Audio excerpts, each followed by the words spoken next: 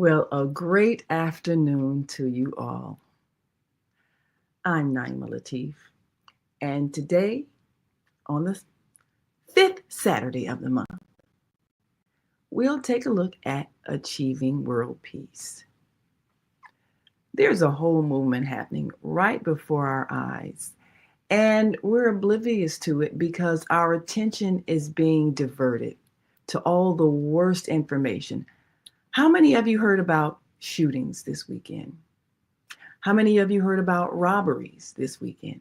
How many of you heard about all of the various attempts to create havoc in our communities by people who either tried to rob someone, tried to burglarize someone, started a fight with someone? How many of you focused your attention on those news stories all week long happening in the city where you live?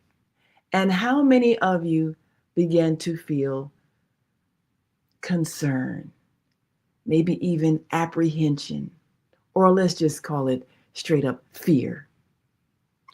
You're starting to be afraid to leave your home, starting to be afraid to talk to people, starting to be afraid to be out in public doing the things you need to do in order to make your life functional. It's so easy to become diverted and to have your attention focused on the worst human behavior that you forget the best of human behavior is actually happening simultaneously, and there's more of it. So our goal always is to remind you that the earth is going through a transformation. And what is happening is a separation between those who desire love, peace, harmony, and joy, and those who, because of what is inside of them, unresolved conflicts, they are preferring to create chaos through conflict, violence, hurtful behavior, unloving behavior. They're choosing that. And so those who are choosing to live in the way of peace are separating from those who choose to live in the way of unpeace, chaos, distress. But if you keep your attention focused on the bad news, then you're like somebody who is choosing to step into a mud puddle and waddle in it. You're choosing to keep yourself in the mud when you could have chosen to simply step around it and keep walking. It's a choice. And that choice is made because you're not aware of the better choice that's available. And a whole world that's happening with people who get along, people who appreciate each other, people who are not afraid of each other, people who share with each other. That's happening right under your nose. But if you allow yourself to be diverted, you won't see it. So today we want to bring you a reminder that a world of peace is already here and you can choose to live in it. The organization Heavenly Culture World Peace Restoration of Light is operating all across the world, changing lives and recognizing those who are helping in that process. So when we come back, we're going to bring you a special ceremony held in Chicago that honored those whose works are daily changing lives. And many of these people, if you're in the Chicagoland area, or you just may have heard of them because they are national and even global, you'll realize that the good work being done is much more powerful than the work that is distressful and disharmonious. And you can choose where to focus your attention. We'll be right back with Heavenly Culture, World Peace, Restoration of Light, HWPL, honoring the Peacekeepers. We'll be right back. Stay with us.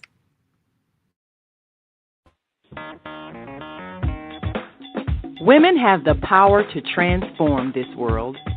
We can end crime and violence if we all agree to do one thing: share. Let's share our wisdom, share our time, share our talents, share our finances, but most of all, let's share our love. This is the Female Solution. And we are back. You are listening to and watching the Female Solution Global Radio TV show.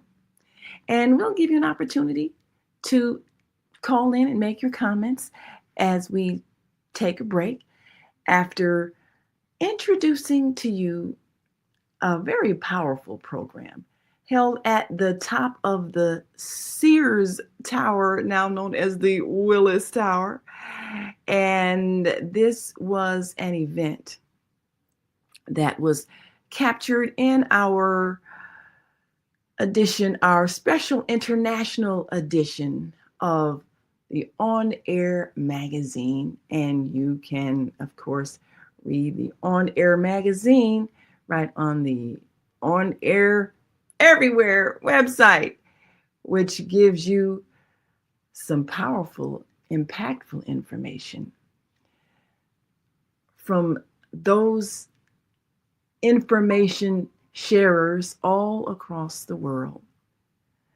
But this magazine, digital as well as in print, of course, gives you a chance to see some powerful interviews, read some powerful statements from leaders in our midst.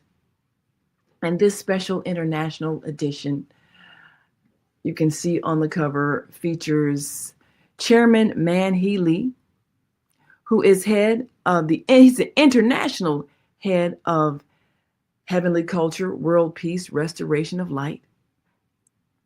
And for those who know him, you can also see on the cover of the magazine one of our great judges that will be part of this ceremony, being honored, because this is an edition that honored those who are making a difference across the Chicagoland area. And we take a look at a war that impacted so many people around the world, the Korean War. Why were Americans in Korea fighting? Well, the politics behind war has to do with economics. And one of the things that came out in this ceremony was the fact that so many nations destroyed, decimated their populations, primarily of young men, fighting for whatever purpose their population was told, but really it had to do with the battle between nations of America and Russia and all those who took sides, because North Korea wanted to be communist and South Korea did not. But it truly was a family squabble that should not have involved other nations. So in this edition of the On Air magazine, we gave honor and respect and exposure for those who are part of this global peace movement. So Judge Stanley Hill on the cover, along with Chairman Man-Hee Lee, is one of those who's making a difference with his work with children and teaching them the power of speech and being a mentor and helping them in the eloquence of presentation in the Rainbow Push Excel speech competition that he organized each year. And he's shaping the future And this is what so many people who are being honored in this event are doing. So we're going to bring you a bit of the ceremony. And those who are involved in the process of keeping the peace are being honored in this special event held again at a major building in Chicago, historic building. And this event was an opportunity to remind us that we truly are moving to a state of world peace. And we have the power to change our focus so that we are not sidetracked and made to feel fearful, believing that the world is becoming worse. One of the most powerful things about this gathering is that there were so many diverse people from various religions, various ethnicities, even various national origins, because world peace really is a collective effort. It means changing the environment in our communities where there's economic disparity. Because all of the acts of violence that you probably heard about were motivated by people in economic distress. We know how people panicked when the SNAP benefits were cut off and people were in a state of panic that they were going to starve. And some of them started trying to shoplift. We had that happen. But what prevents that kind of behavior is a culture of peace where we learn to share.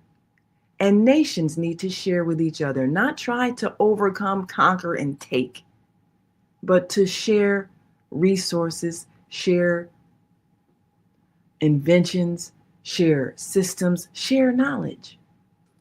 There's no reason for there to be conflict anywhere, not in your home, not on your block, not in your neighborhood, not in your city, not in the state, not in your country. There's no reason because there is enough of everything for everybody. So these people who are being honored are making the best use of their time, their talent, their resources to affect the conditions in the various areas where they work. And they are being an example of how to create a society of peace.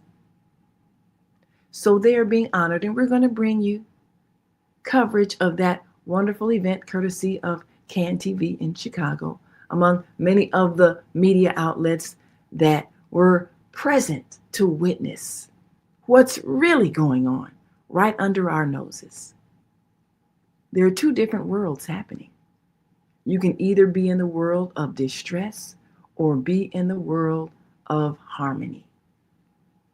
It depends on where you want to focus your attention. We are choosing to recognize the best in us so that we can experience joy, peace, and love. It's all right here. We'll be right back after this quick break, and we're going to bring you that wonderful celebration and recognition of those who are making a difference in our world and encouraging all of us to join them so we can live in a new earth of peace. We'll be right back. So stay with us.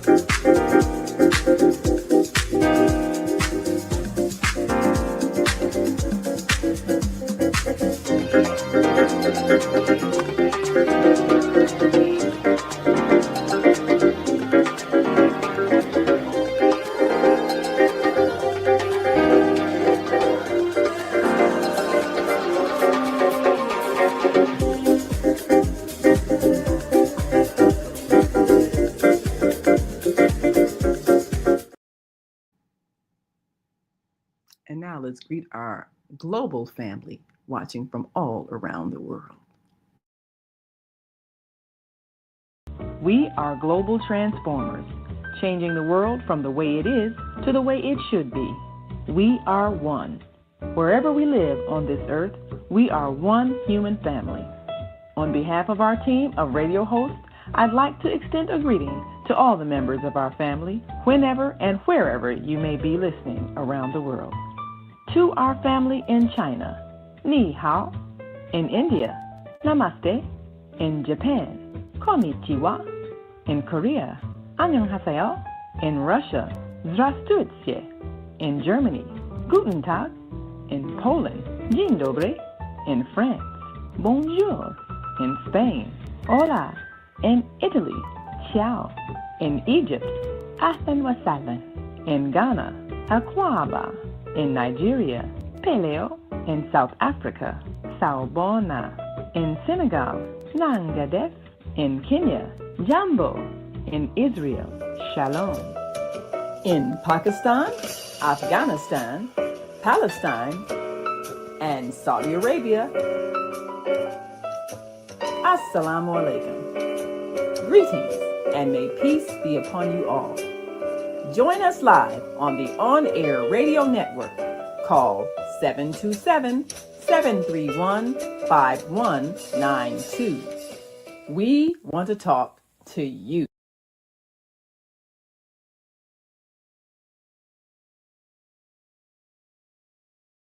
Yes, we do want to talk to you, and we want you to talk to us too. That's why we're here live 7 days a week, and you can watch us Monday through Friday, 7 a.m. Central Time and 7 p.m. Central Time, Monday through Friday, and every Saturday and Sunday at 12 noon Central Time. So now let's bring to you a wonderful presentation held a few years ago, but certainly still potent with many of the peacekeepers, the leaders, those who are making a difference, being honored in this special ceremony. And for those who remember, Chicago has always been a city that right in the middle of the nation reflects what's really happening in this nation and the world because of its diverse population. So if all of these diverse groups can get together and make a difference, can't it happen everywhere? And isn't it happening everywhere? Yes, it is. Let's take a look at the Sound of Peace Conference.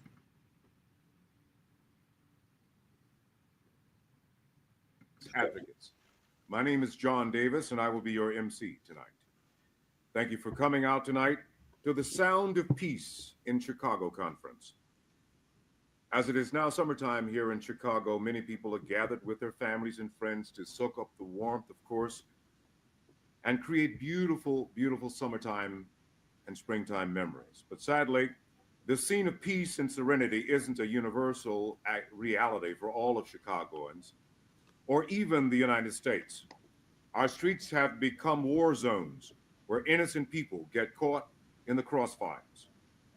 There were 2,785 victims of gun violence in Chicago last year alone.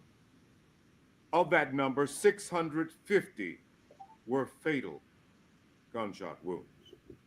Despite our collective efforts to achieve peace, we have yet to feel fully free and to free ourselves from war and violence that so often devastates our communities. HWPL Chairman Man-Hee Lee knows this devastation all too well, as he himself is a Korean War veteran that had to fight against his own brethren in a divided nation. Because Chairman Lee has witnessed firsthand the destruction and loss of life brought on by war, he has made it his mission to travel the world and advocate for the cessation of war. In line with HWPL's work, the purpose of tonight's conference is to restore the hope that we can and will enact change together. We must come together in support of the International Peace Initiative that clearly defines the ways in which we can end war permanently.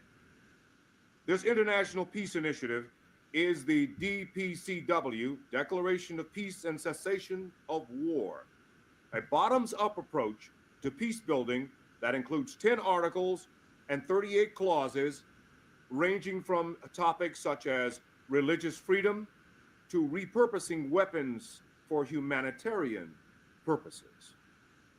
The DPCW is the answer to how we can cease coercion and threats of violence against nations and their people. Instead of building nuclear weapons, let us then turn our attention to build each other up and to create a world that we are so proud to leave to our future generations. I know that you all came out tonight to hear the words of peace advocate Chairman Lee.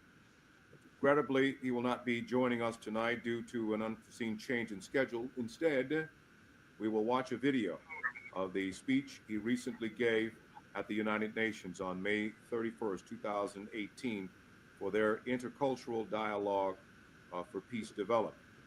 But tonight's event will proceed as follows. First, we will listen to a series of speeches by 6 guest speakers, followed by a short video from HWPL, cultural performances, HWPL, Chairman Man-Hee Lee's UN speech, and then we will have the peace letter and unification letter ceremonies, followed by the HWPL publicity ambassador ceremony reception. And before we go into the first part of this event tonight, HWPL would like to recognize a few distinguished guests that have joined us tonight. Guests, as I announce your names, would you please briefly stand where you are and then return to your seats, of course. Let us give a round of applause for Secretary General of the U.S. Council of Muslim Organizations, Osama Jamal. Judge Stanley Hill. Cook County Department of Veterans Affairs Director Bill Brown. Imam Dean Mohammed. Chancellor Dr. Wasiullah Khan. And Dr. Willie Wilson, who will be joining us, I think, a little bit later. As many of you know, he is running for mayor of Chicago and wouldn't miss this opportunity at all. So we expect for Dr. Wilson. Is that Dr. Wilson? Yes, Dr. Wilson, come on in.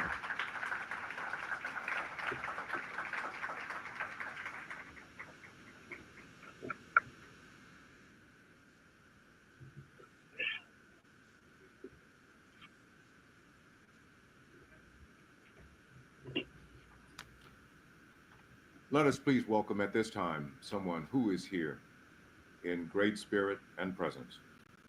Judge Stanley Hill, who will speak more about the DPCW and its relevance to Chicago and peace building efforts today. Judge Stanley Hare.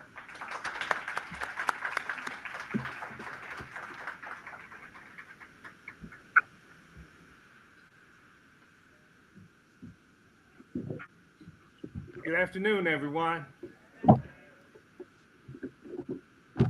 First of all, I'd like to thank Chairman Man-Hee Lee and HWPL for bringing Sounds of Peace to Chicago.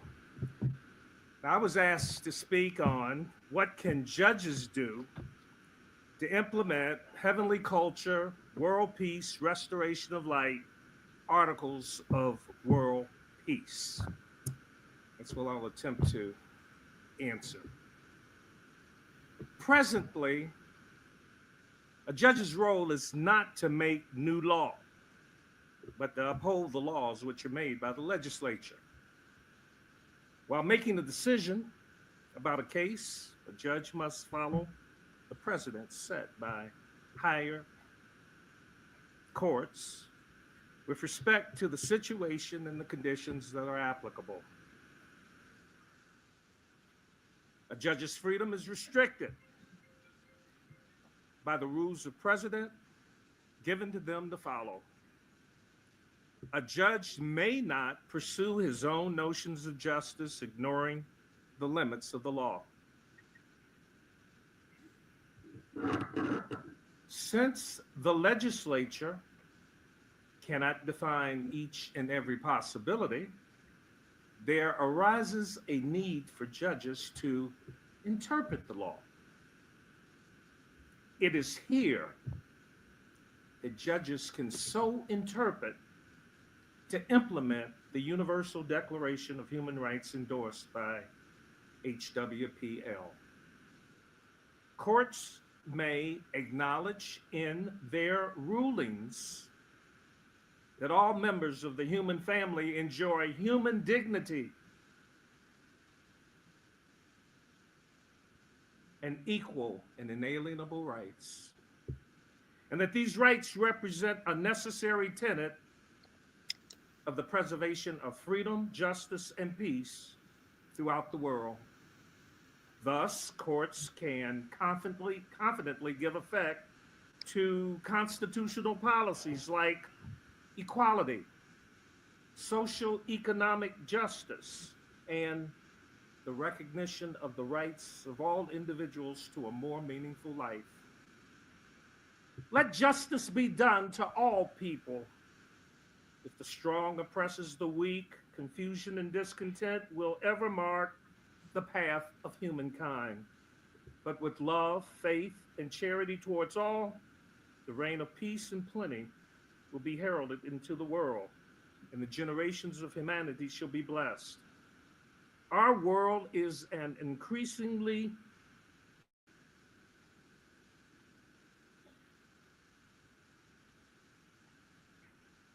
place of violent conflict, hatred, and brutal atrocities, even in the name of God and religion. No religion is immune from forms of individual delusion and ideological extremism. We must be attentive to every type of fundamentalism espousing hatred and acrimony. Rhetorical slandering of any people is unacceptable.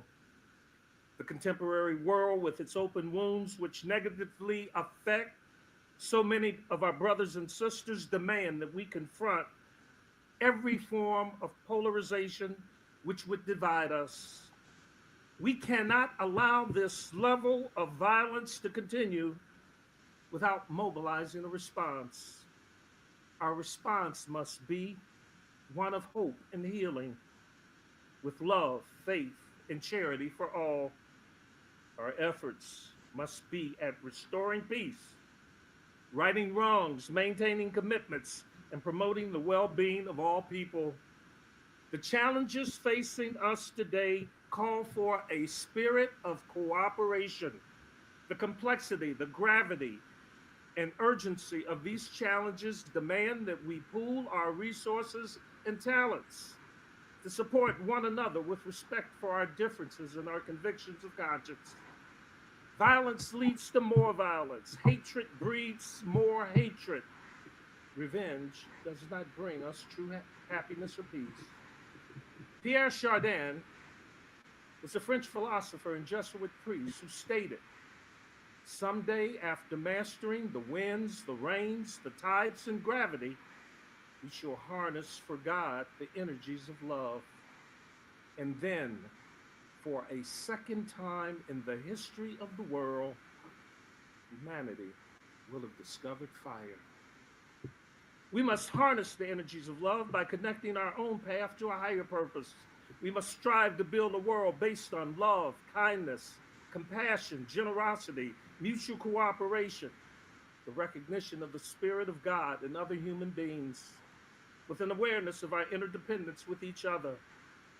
There is much anger and violence in America because we have no leaders we can trust, no visions to invest in, no faith to ride. All we have are our own protean moralities, our countless codes, which we shape and reshape according to our own selfish needs. We don't care to think too far ahead. We remain trapped in whatever season we find ourselves without the courage to do what is right. As we grapple with the complexities of our age, I suggest that we agree upon one thing, that a crucial measure of our success in life is the way we treat one another in our lives. When we lessen the burden of living for those around us, we are doing well.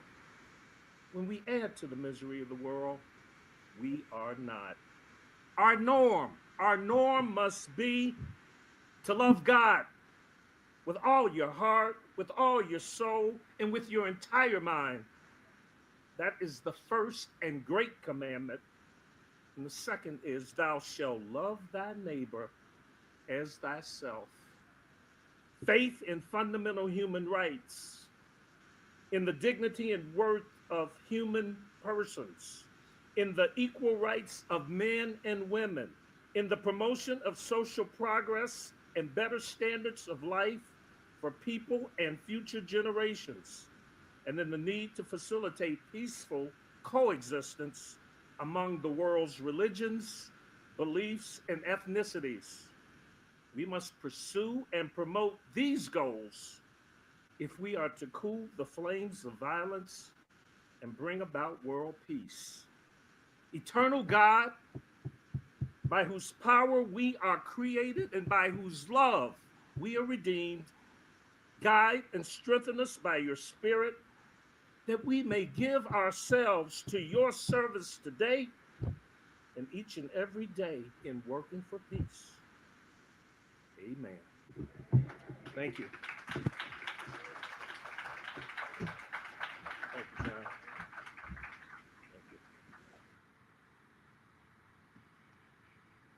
Yes, quite a powerful presentation and powerful words to remember. We're going to take another quick break and come back. We'll talk a little bit about that DPCW, that global document that has been presented as a guideline that nations have been asked to support, ensuring there will be no more war in the future.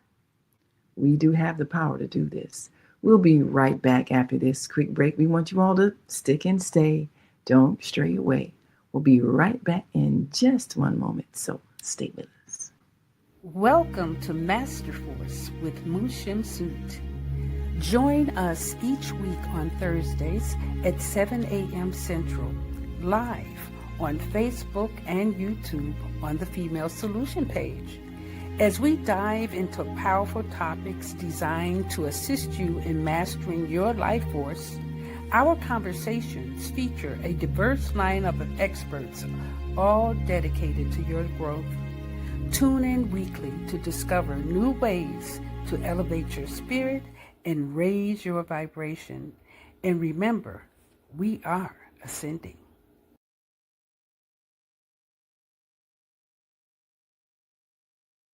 Yes, we are ascending. And that's important to remember. There is a new mind that is evolving. And if you allow yourself to be diverted into the worst of news, you're going to feel bad every day and you're going to miss it. So there are more presenters, but before that, we want to take a look at that document. And there are those who may, in fact, be aware that there are so many across the world who are agreeing to the principles in this document. So we can be assured that this next generation is not going to continue this climate of fear. In this special international edition of On Air Magazine, we have honored those who are part of this event, honored Chairman Manhe Lee, and of course there's the publisher, John Alexander, who also made a presentation, and many of those who are part of the process when it comes to making a difference in their various areas of expertise. But in this magazine,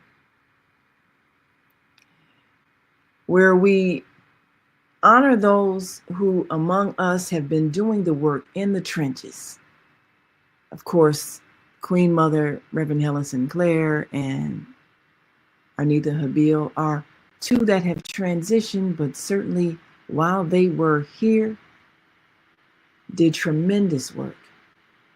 And Dr. Lynn Muhammad, Audrey Kenner, Dr. Chandra Gill, and of course, John Alexander, among those who have made a difference when it comes to touching lives, mentoring people, Dr. Willie Wilson, well-known philanthropist, Walt Whitman, founder of the Soul Children, doing so much with music and developing youth, inspiring youth, Colonel Damon Arnold, so much in his area of medicine, and of course, Judge Stanley Hill being a wonderful mentor for youth as he continues to inspire them and train them in the skills that it takes to be a powerful voice. And there are those among us who have always been major world leaders. Reverend Jesse Lewis Jackson, Minister Louis Farrakhan, who even in their elder years continue to be a source of inspiration and continue to inspire generations after with their words that we hear and read even to this day. But the main contents of the Declaration of Peace and the Cessation of War, the DPCW, this is a document that outlines some major promises. And this has been presented to the United Nations. And all nations are asked to sign on to this as a way of life. States should solemnly affirm that they refrain from the use of force in all circumstances, save where permitted by international law, and should condemn aggression and as constituting an international crime. Moreover, states should prohibit any act or threat of violence, whatever its motives or purposes, that occurs for the advancement of an individual or collective criminal agenda, and should abstain from interference in the internal conflicts of other states. Now, that statement right there makes it clear that there is no reason, no excuse for interfering in another state's conflict, so that we will not ever have a situation that led to what became nearly a world war with the Korean War, which was a conflict between a nation. Article 2, which speaks of war potential, says states should not produce, assist in, encourage, or induce the production of weapons of mass destruction, and should cooperate with a view to the gradual global reduction of armament production. Decommissioned weapons and manufacturing facilities should be repurposed so that they may serve purposes that are beneficial to humanity in general. And then Article 3 talks about friendly relations and prohibition of acts of aggression. States should develop friendly relations based upon respect for the principle of equal rights and self-determination of peoples, and should refrain from any forcible action that deprives people of their right to self-determination. States should also take measures to ensure that states, citizens, and corporations do not contribute to the commission of violations of international law. Moreover, states should seek to resolve and preempt disputes without prejudice to human rights, laws, and human dignity. So just these three, of course, address many of the problems that exist throughout our world and within our countries. Article 4 addresses state boundaries. Article 5 addresses self-determination. Article 6 addresses dispute settlement. Article 7 addresses right to self-defense. Article 8 addresses freedom of religion. Article 9 addresses religion, ethnic identity, and peace. And Article 10 addresses spreading a culture of peace. And this is critical because you have to teach it in your schools. You can't teach a philosophy that champions the right of a nation to go and colonize another. That is not heroic. And that is not something that our children should be taught to admire and emulate and plan for. So Article 10 on spreading a culture of peace says states should recognize and engage with groups and organizations that seek to further the cause of peace as a global movement. Heads of state and heads of government should act to support this declaration to bring about the cessation of war. States should promote a culture of peace, including ensuring conditions in which education is imparted to promote respect and mutual understanding among different religious beliefs and ethnic groups. So, a nation like America, with all of its diversity, we have the responsibility to teach within our educational institutions respect for all. This has not been something championed by a number of prominent groups in politics. So we're going to take another quick break and come right back. We want you to take a look at some work being done that helps the less fortunate, because this is what we should all be about. How do we bring peace by ending suffering? We'll be right back. Stay with us.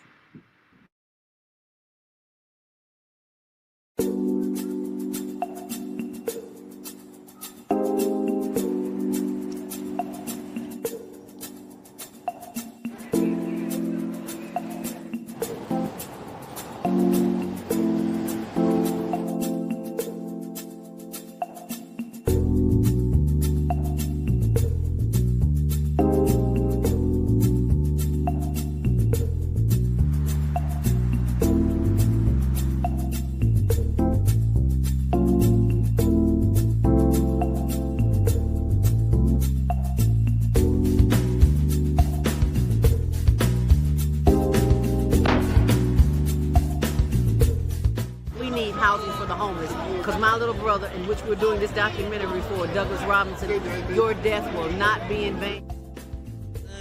He was a heck of a great dude. And I love Doug.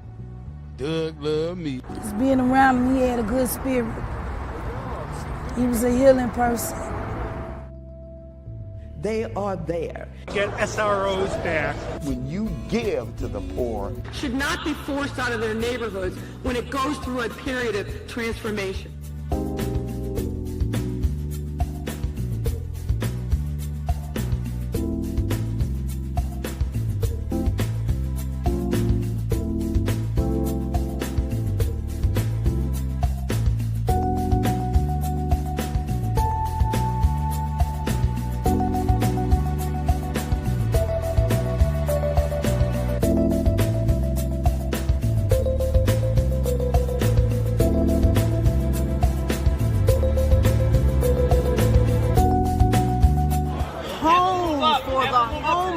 Because there are too many people who are losing their homes to taxes because they can't pay a $1,000 tax bill.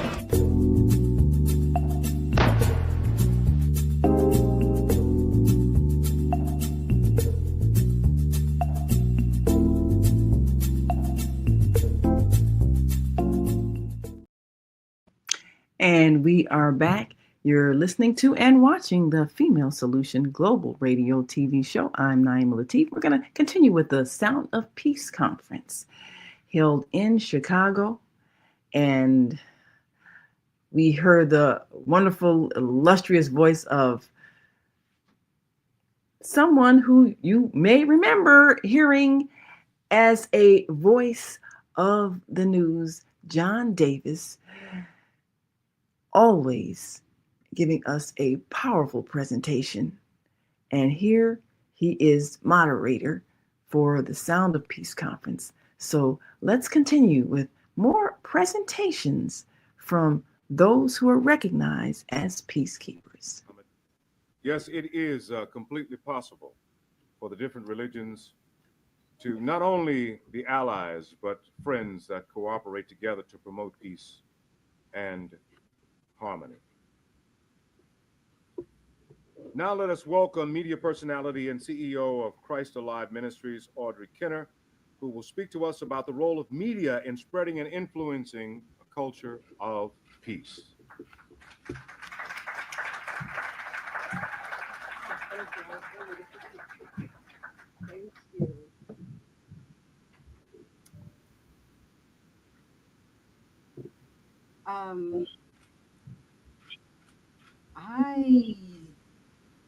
Okay.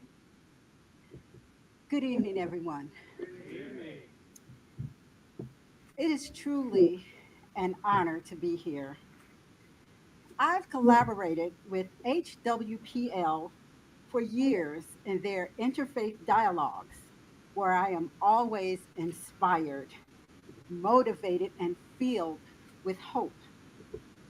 As a media personality, HWPL's work often makes me think about how peace, war, and violence are portrayed in the media. As I find myself exposed to images and storylines of mass shootings and riots and corruption rather than narratives that uplift the human spirit and promote peace and conflict resolution, I cannot help but wonder how many people are negatively affected.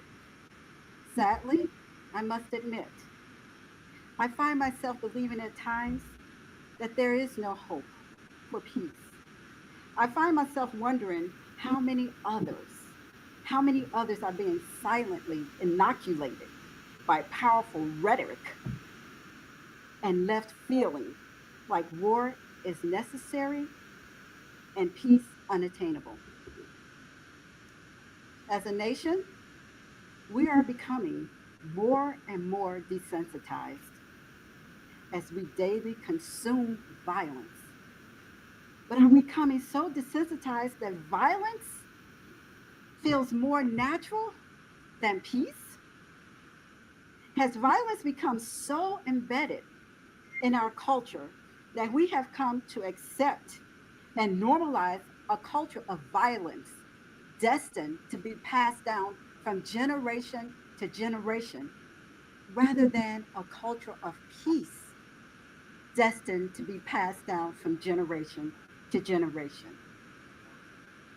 Ladies and gentlemen, the voices of peace must be heard, and media has the power through stories and information to impact the masses. Media must respect this power to influence for good or evil or war or peace. Truth must be told through fair and balanced imagery and storylines. We must give power and media presence to those who lift up their voices and cry out for peace. Those who work tirelessly for peace deserve their stories not only heard, but news of their efforts should be spread far and wide. The media has a responsibility to the masses to report in a professional and unbiased manner and to bring to light more voices of peace and more of the world's work toward peace. Article 10 of the DPCW HWPL's Peace Law Initiative is about spreading a culture of peace throughout the world. Establishing a culture of peace is critical to developing a healthy, stable, and equitable worldview. And media coverage is vital.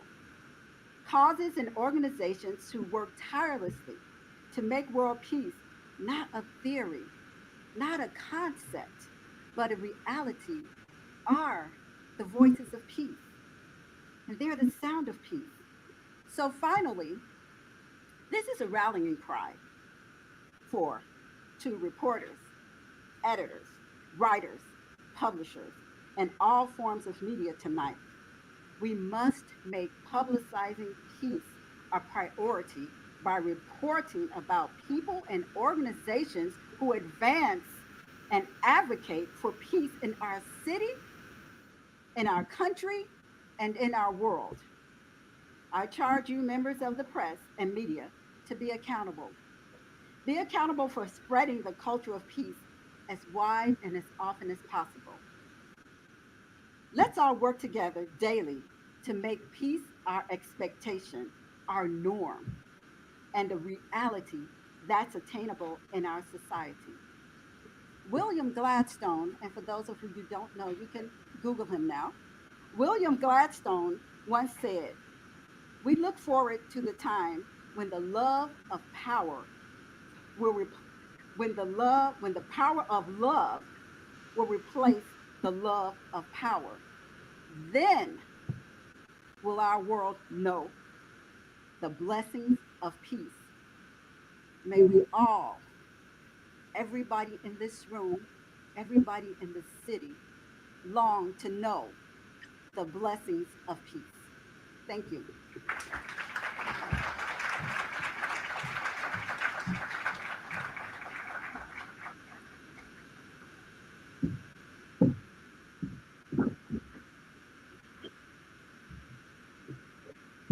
Ms. Audrey Kinner, thank you again for that speech. You're right that media is a vital tool in not only influencing the public's perception of peace and its attainability, but also in informing people and encouraging them to move together as one in order to enact the kind of change that we want. Last but certainly not least, please help me welcome my friend, Naimah Latif of Naimah Latif Communications. Ms. Naimah, who has had a long-standing interest in the affairs of the Korean Peninsula, will now come forward to discuss the reunification of the Koreas and the greater implication and effect that will have on international peace-building efforts in severely war-torn countries.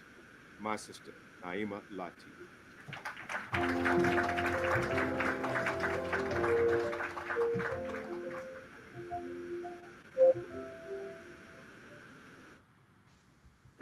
In the name of God, most gracious, most merciful, I greet you all with the greetings of peace. Assalamu alaikum. Alaikum salam. And peace be upon all my brothers and sisters. When I visited South Korea last September 2017 for the third commemoration of the Warp Summit held in Seoul, South Korea, I had an opportunity to visit the South Korean War Memorial. Now, this is a museum that contains the history of war.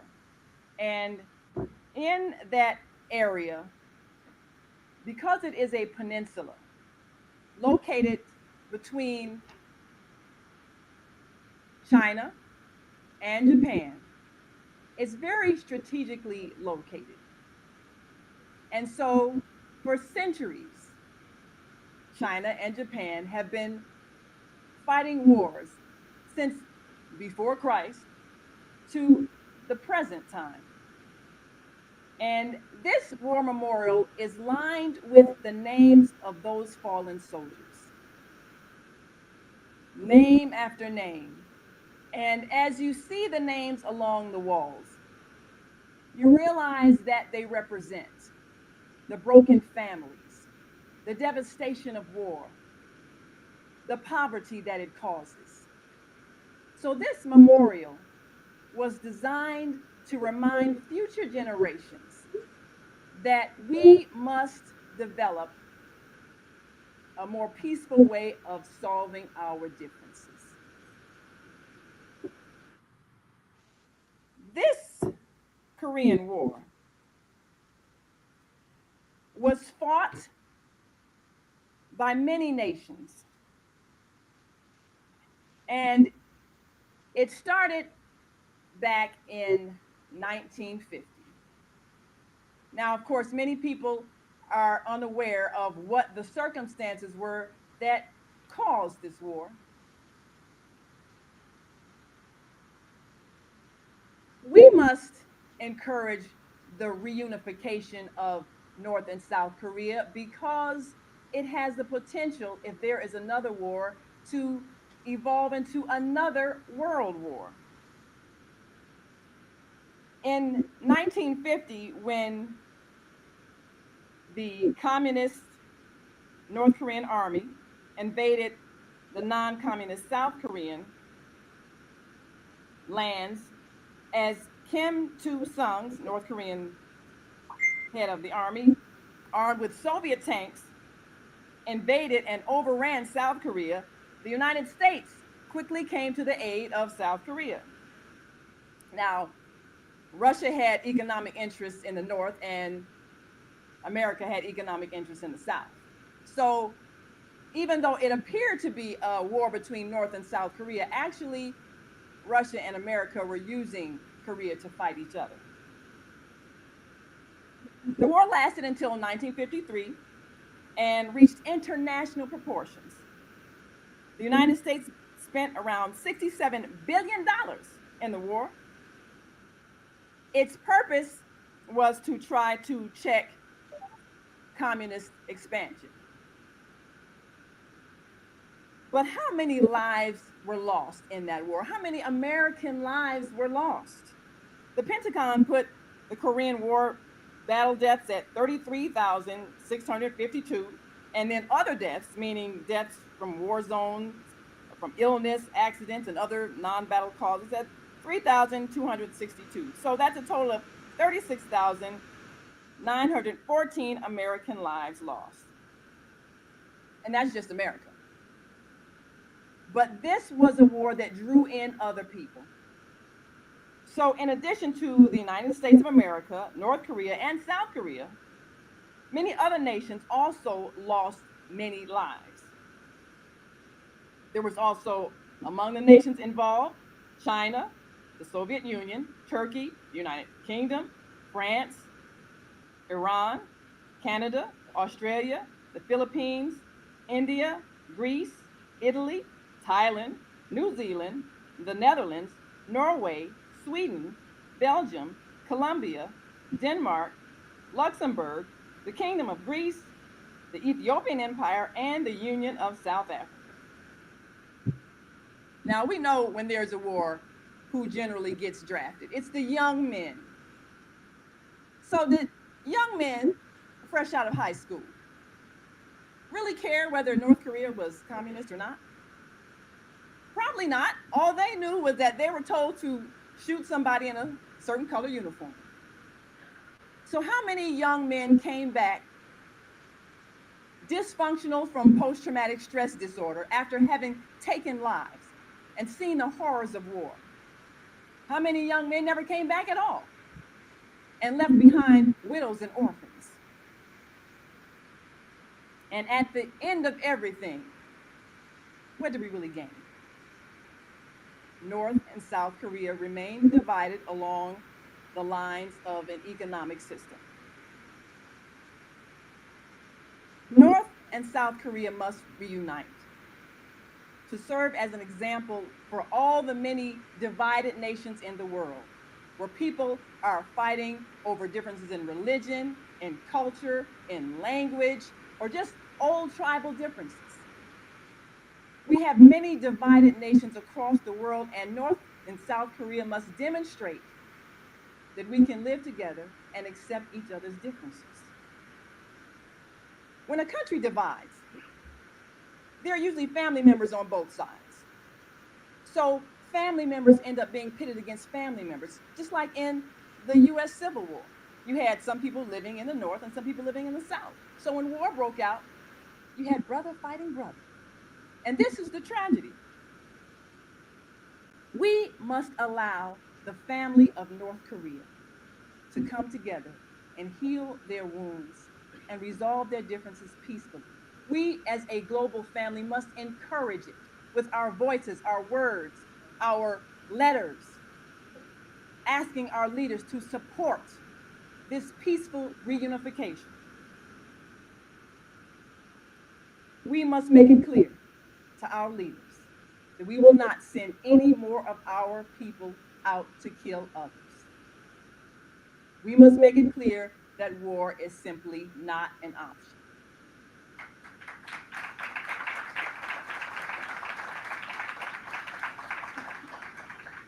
So for all of us who have elected officials, let them know we want them to support the DCPW, the Declaration of Peace and the Cessation of War.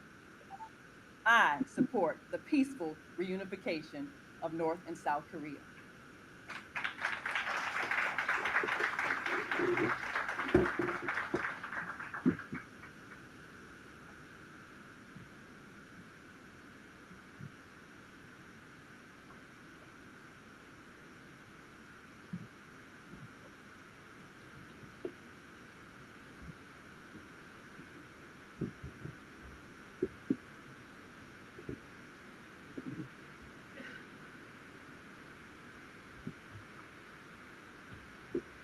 Truly, we are not only being enlightened, but inspired tonight.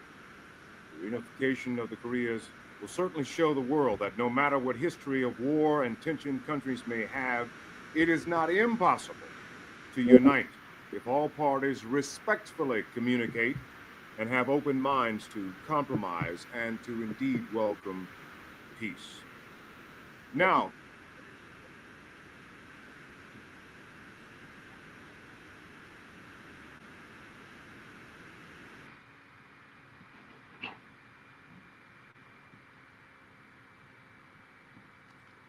yes, powerful presentations from so many that night. And we're excited because we see the continuation of a worldwide plan for peace. And as our sister Audrey says, the media has to choose to report those things that help us see that the world is changing for the better.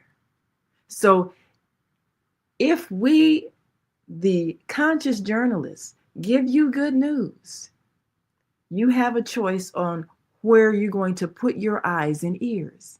And if you're choosing to watch the stories that make you fearful, make you suspicious, make you too afraid to come out of your house.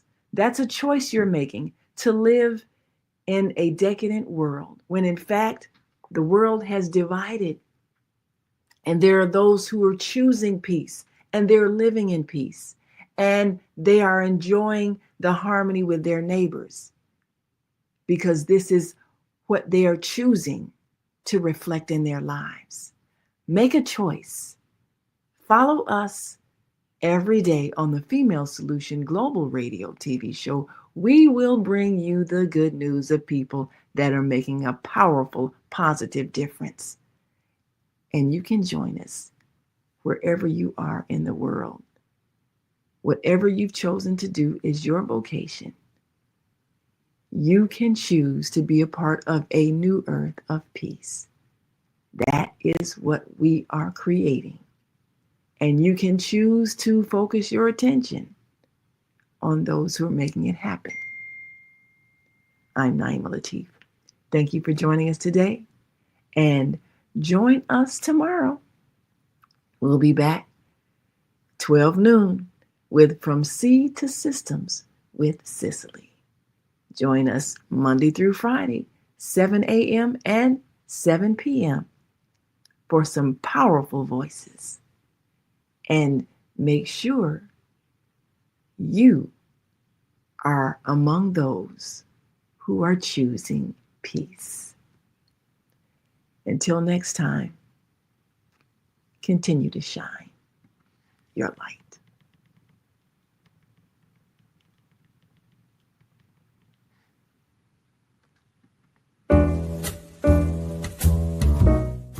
We've come to the end of our show today. If you missed any broadcasts, go to our website for the audio and video archives at www.thefemalesolution.com. On behalf of our team of radio hosts, I'd like to thank all of you who participated in today's discussions. And to our global family joining us from all around the world, we say thank you. To our family in China, xie xie. India, dhanyavad. Japan, arigato. Korea, kamsamnida. Russia, spasiba. Germany, danke. Poland, dziękuję. France, merci. Spain, gracias. Italy, grazie. Egypt, shukran. Ghana, madasi. Nigeria, eshe. South Africa, ngiyabonga. Senegal, jareh. Kenya, asante. Israel, toda. Pakistan, shukriya. Afghanistan, tashakur. Saudi Arabia and Palestine, shukran. Assalamu alaikum wa rahmatullahi wa barakatuhu. Thank you, and may peace be upon you and the mercy of God and God's blessings.